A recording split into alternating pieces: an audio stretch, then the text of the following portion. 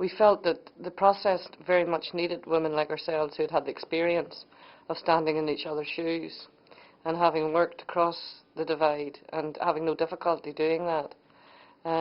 Most of the men only knew each other, had grown up with each other, had told their problems to each other, whereas we had had a very different experience, because when you're experiencing domestic violence or sex abuse or rape or any of these issues, you actually have refuges and centres where women are coming from all sides. And also we had formed a women's rights movement as far back as 1975, after the civil rights movement, which I had been a participant in. And we had huge experience of talking and working with each other, and it didn't provide us with any difficulties to go into very dangerous communities that these men on either side would have refused to have gone into. That's still the case, actually, in 2002. We're the only political party that is still accepted in all of the communities, and I can put my poster up in every community without it being torn down or without me being run out of the community. I'm not perceived as being an enemy of any of them. And so we felt that that process that we had engaged in would help us with the substance, because we figured that if we knew what was needed from each side, then we could put that on the table, probably much sooner than what they would arrive at themselves. And that turned out to be the case, that the content that we'd worked on in terms of the future governance of Northern Ireland and how we would be governed, how we would vote, how we would set up the institutions, also in terms of the policing situation and law and order. Also, we brought many different issues on substance, such as what we would do with victims and the future of integrated education, educating Protestant Catholic children together. We wrote that into the agreement.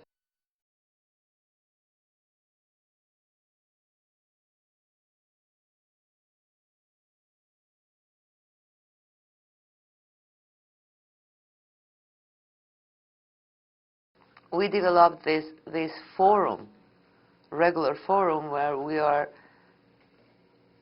going there and listening to people. Since I speak these languages, local languages, so I really listen to them. And I didn't hate, I didn't send my advisors or somebody else to do it. I went myself. And International Co-Head, both of us went together there, and we just provided that space. So everybody from 3 different communities, not only their political leadership, political party leadership, but other people, we announced that and they could come. And remember, this was a time when people are getting killed, either from Albanian radicals, national, they didn't want communication. They were thinking just the best way to get rid of ethnic conflict is to get rid of one ethnicity, or by Serbian spies and agents from Milosevic that were just rampaging around, and and their secret service working around. It was a dangerous time. So we went and we developed this forum, and weekly we're talking with them, weekly, really, and listening to their fears, listening to their vision.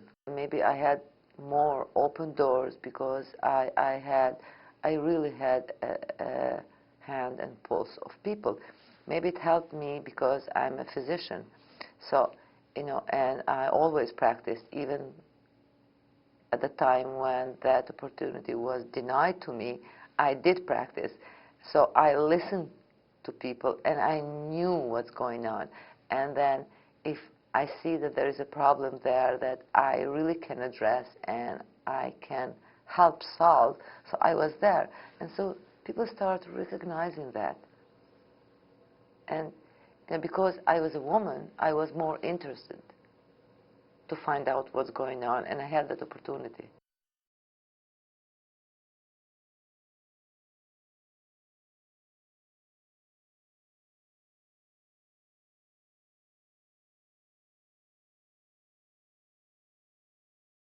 The first story was told by a woman named Awood Deng.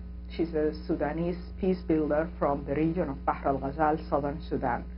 She has been increasingly involved in peace talks in Nairobi, and she has also been active in mobilizing a lot of women in her own community.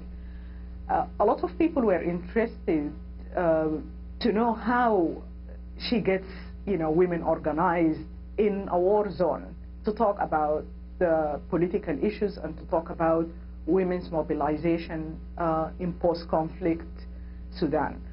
She talked about the fact that they don't have a specific fancy place where they can meet to talk about politics, but they meet under a tree. And so the image that comes to mind of a group of women chatting under the tree is very easily dismissible as just women chatting. And in that sense, they are able really to mobilize a lot of energy and without really fear of retribution from passers-by or from men who otherwise may seem very intimidated by political discussions. The other story is about two women who work for an international organization from the region of Darfur. They feel that as women, they have a greater access to talk to rape victims whose numbers are extremely high. These women, some of them live in different displaced camps in the Sudan and also across the Darfur-Chad border. Because women are easily dismissed, they were able really to talk to these camp presidents about their own experiences of rape. Right now, in a situation where we need political accountability and we need documentation of crimes against humanity, these women have the best opportunity to document rape as a crime of genocide and a crime of humanity. Going back to the issue of the gender stereotypes, they are exactly able to do that because nobody would really care so much about a group of women chatting.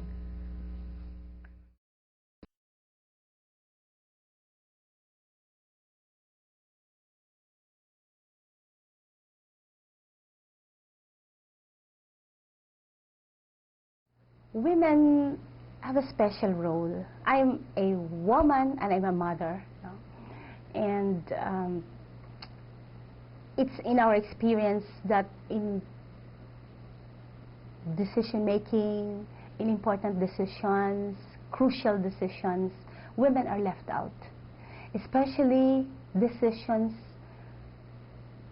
that would lead to violence, that would lead to war. And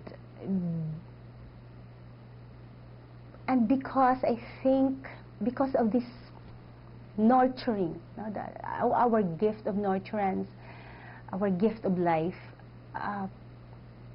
women have this,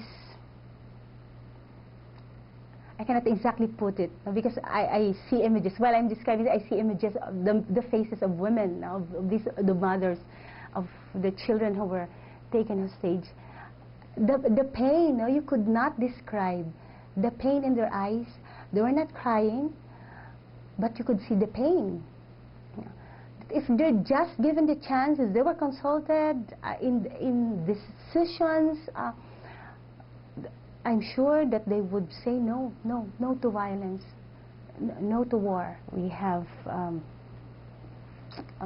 records that show that women would provide a great force, would always provide alternatives, would think of other ways aside from going into war, of becoming violent. Perhaps it's high time, really, that women would voice out, would be very active in policies, in governance, especially in peace talks, in negotiations. It is one thing. Negotiations are one thing of women there. They provide a different perspective. They see things that are not seen by men.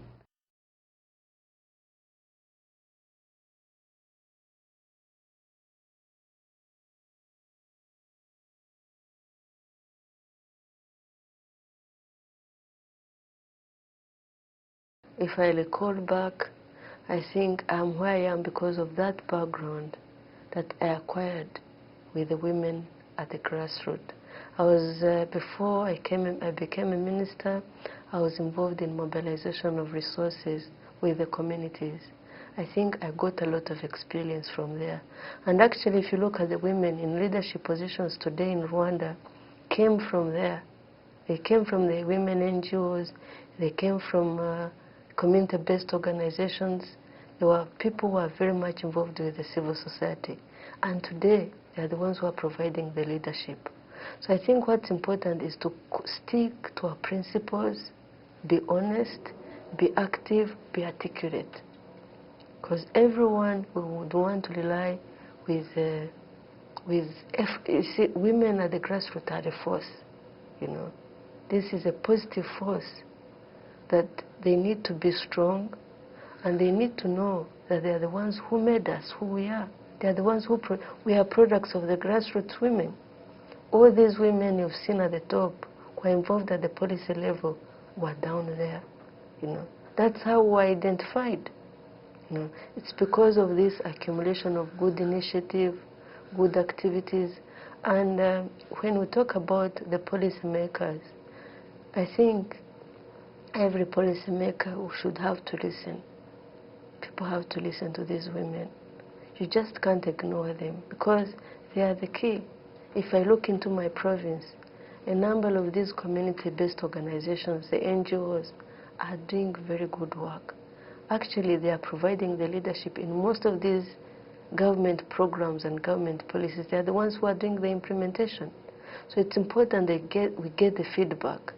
They give us statistics, they document the work they are doing, you know, so that they can always show this is more focused, they should be concentrating more on this, you know, because I think they are providing their leadership at their levels and they are doing a lot to influence our policy, especially in my country.